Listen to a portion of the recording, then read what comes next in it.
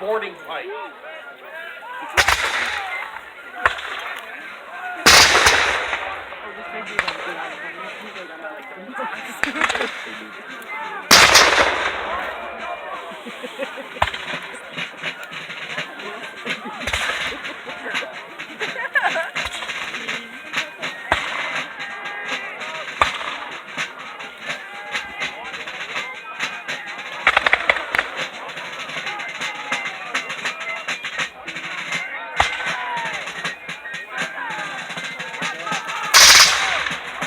How the British do rolling volleys. A lot of times you didn't want to have all of your men at once. You fire by companies, by smaller groups of men, so that as you went down the line, a small group would fire at a time.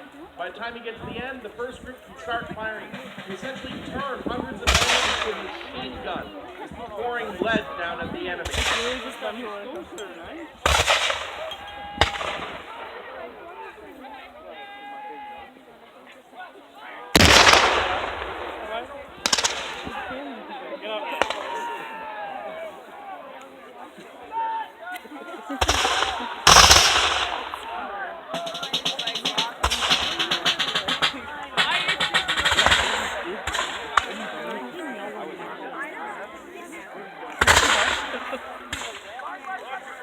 I'll be remiss to mention, I mentioned about green-coated troops. There's one other.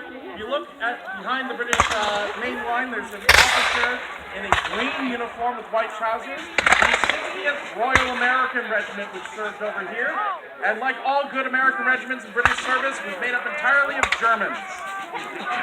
It was raised prior to the American Revolution out of German settlers into the Americas, who were renowned for their skirmishing and hunting abilities, these Yagermen. And so the tradition carried on, the name carried on, all the way up into the 1800s and the Victorian era.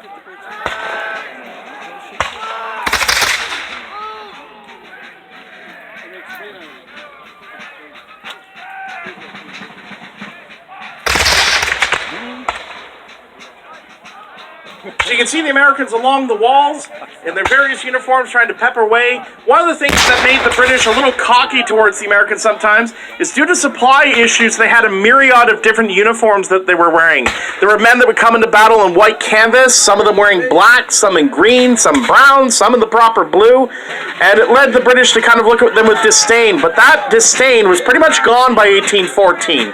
Battles like Moraviantown, battles like Chippewa, Lundy's Lane, they had taught the British that the Americans had learned the art of war. As one British soldier put it, I find it disparaging that the Americans have learned their English heritage on the battlefield against their cousins.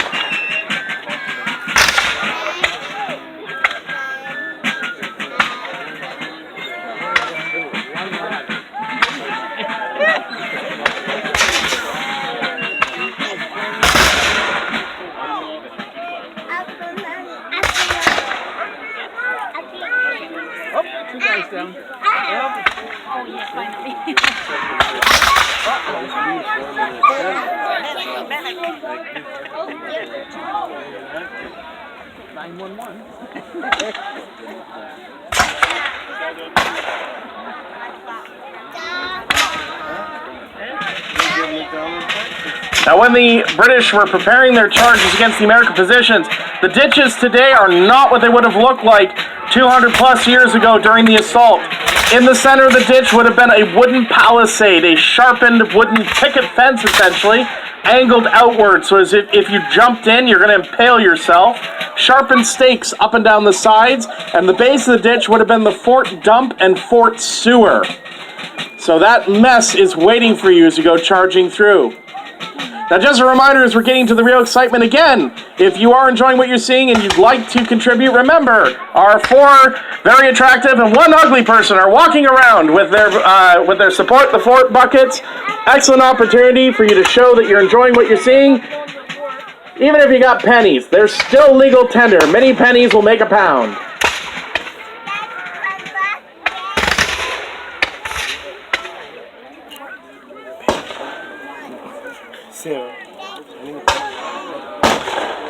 What?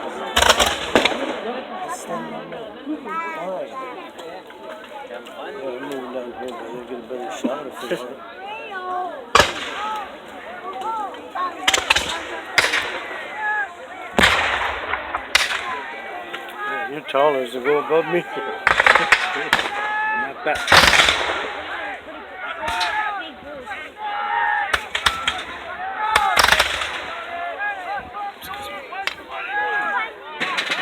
Now, among some of the British units, I'll point out, you'll see guys wearing leather aprons. Those are your pioneers, your combat engineers of the era. Excellent troops when you're storming a fortification because they'd have billhooks, they'd have axes, saws, picks, sort of things necessary to chop down and break apart things in your path. But the reason they're wearing the leather apron is not because they are going to worry about getting splinters in it, but because one of their other jobs was an insurance job. If your horse was killed as an officer, you could actually petition to get restitution, but only if you provided the 4 hooves that had the serial number etched into them. So the pioneer would go out with his axe and fetch you the 4 hooves from your dead horse.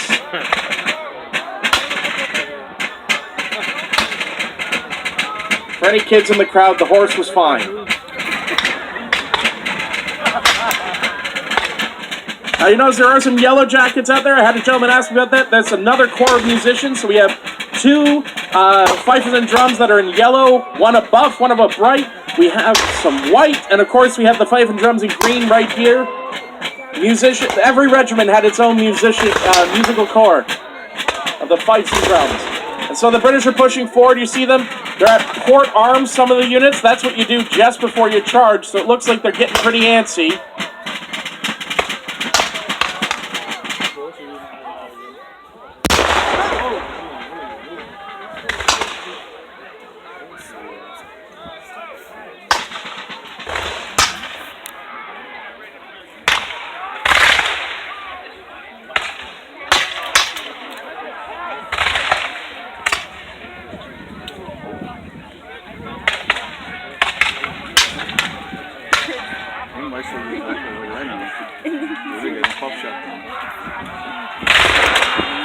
And there we see the British charging into the ditch. The sharp ditch, the shoes of the time period are not very good at gripping sometimes. So oftentimes your best option is simply to drop onto your leg and slide down the hill. The staff affectionately referred to it as the Glennie slide after the Glengarry Light Infantry. Oh, there it goes. Now, Lieutenant Colonel William Drummond's forces, after his final order leaping over the walls of "Give the damn Yankees no quarter," he charged in, his men following behind him. And as they pushed into the fort, the Americans formed a line inside the parade square and began pouring fire down. One of the first cut down as they charged through was Lieutenant Colonel William Drummond. If you come through the fort, the doorway that leads into our commissary and our surgery, just outside of that door is where he was killed. It was reported he was shot several times and then bayoneted for good measure. And Americans claimed that when they were opening up his jacket and checking him out, they opened up the orders that were in his breast pocket that had been punctured by the bayonet. And the bayonet had actually punctured a hole that underlined the word bayonet in the order "Free use of the bayonet is encouraged." Whether you believe that or not, that's up to you. It seems a little far-fetched to me, but that makes a good story. So with the fighting inside the fort, it became a general melee as both sides pushed back and forth. Because as much as the narrowness leading into the bastion worked against the British, so too did it work against the Americans. It was not long before the dead and the dying began to stack up outside of the bastion, with one account stating that at one point the bodies were 3 to 4 deep, with one gruesome account saying that they seemed to move and rise as the dying underneath the other bodies desperately tried to claw free. It was horrific, close-range fighting, and it only got worse. Americans on the center gun platform turned a heavy cannon around that is designed to strike targets at over 800 yards away and began firing at the British. The British responded by turning around a heavy gun and firing back. They're less than 50 yards away, blasting away with these things. They are causing horrific damage. But the British began to get the upper hand. They knocked the American gun off its carriage and turned the cannon to the parade square, each shot blowing bloody holes in the American forces as they continued to try to push in. Dawn was rapidly approaching. If the British were to have any chance to take the fort, they would have to break through and take it before the sun came up, and they would be exposed to enemy fire from all sides.